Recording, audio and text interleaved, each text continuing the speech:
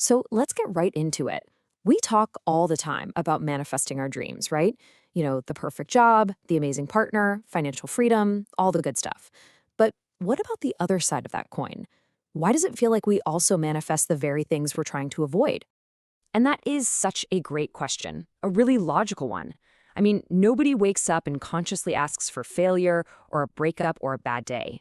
So if we're supposed to be the ones in charge, what is going on here? Well, the answer isn't that you're doing it wrong.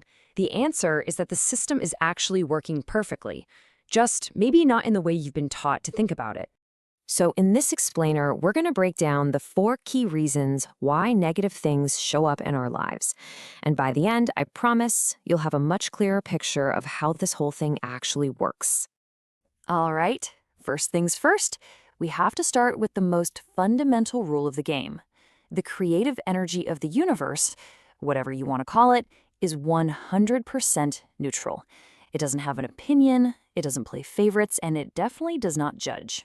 This idea of infinite intelligence is so key. Think of it as this raw creative power. It has absolutely no concept of good or bad, important or unimportant. Those are our labels. To this energy, it's all just information. It's all just an instruction. And this is the perfect way to think about it. A copy machine has no feelings about what you put on the glass. A masterpiece painting, a page full of angry scribbles, it doesn't care. It just perfectly executes the command and gives you a copy. Your focus, your dominant awareness, that's the document you're feeding it. And here's how that shows up in real life. Let's say Anne consciously wants more money, but his mind is always worrying about bills and not having enough. So what does the copy machine print? More not enough. Or take Back, who wants a great relationship, but his deep-seated fear of being cheated on is way more emotionally charged than his vague wish for love. So guess which signal the universe says yes to? The stronger one. Every time. This quote just nails it. The amount of cosmic effort it takes to manifest a cup of coffee is exactly the same as manifesting a specific person, a new job, or a catastrophe. The ideas of big and small, easy and hard, those are completely human inventions. Okay, moving on to our second point. This one builds right on top of that idea of neutrality, but it gets a little more personal. It's called the law of being, and it's simple. You do not get what you want in life, you get who you are. This is probably the most powerful metaphor to really let sink in.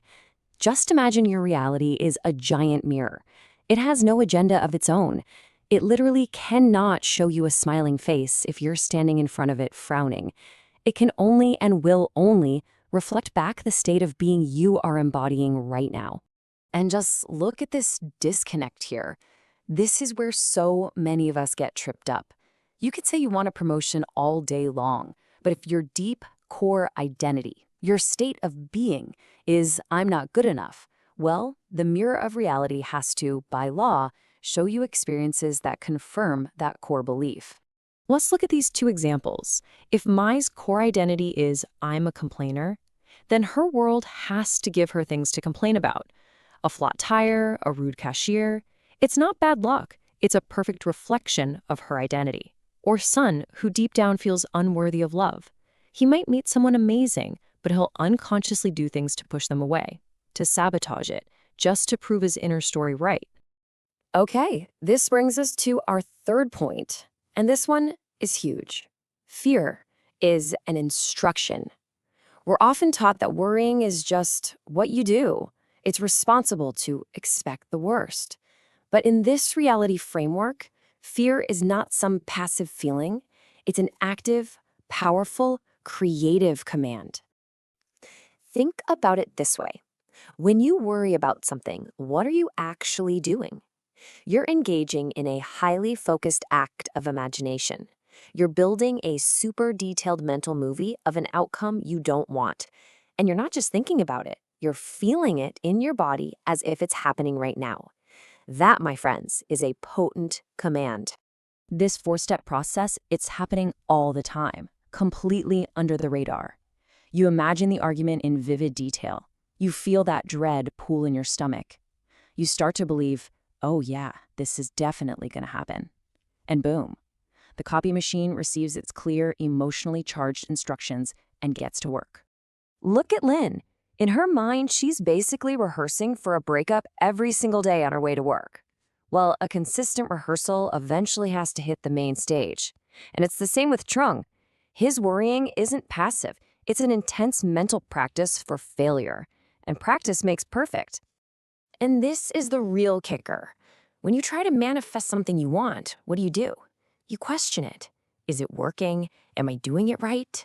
But when you fear something, you believe it 100% without a shred of doubt.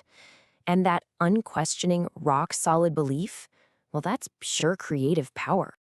And finally, all of this leads us to the fourth key, which is really about how to get off the hamster wheel, breaking the past's loop. This is the mechanism that keeps people stuck for years, and it's all about how we react to the world that we see in front of us. Here's the thing you have to remember. Your current physical reality is already old news. It's the result of your past thoughts and beliefs. So when you see something you don't like and you react emotionally with anger or frustration or that "I knew it" feeling, you are essentially telling the universe, "Yes, I'll have another helping of that, please." So when Tu reacts that way, she's taking the old reflection in the mirror, "I'm undervalued," and cementing it as her identity for the future. She just ordered the same reality for the next business quarter. And Hung does the same thing. By reacting with panic based on old drama, he's literally pulling that past into his present moment and guaranteeing more of it. And this really is the whole secret. Your creative power is only ever in the now. The past is done, it's a dead world. You have to stop giving it CPR with your present moment reactions. The 3D world is just an echo. Stop shouting back at it. So when you put all these pieces together, you start to see this flawless system. It's not out to get you, it's not testing you, it's just a system. The copy machine is always plugged in, the mirror is always on, and it is simply, faithfully showing you what you have been consistently and dominantly being, feeling, and believing. The past is gone. The future isn't real. The only thing that exists, the only place you have any power, is right here, right now, in this moment. So knowing everything you now know about how this works, what face are you going to show the mirror today?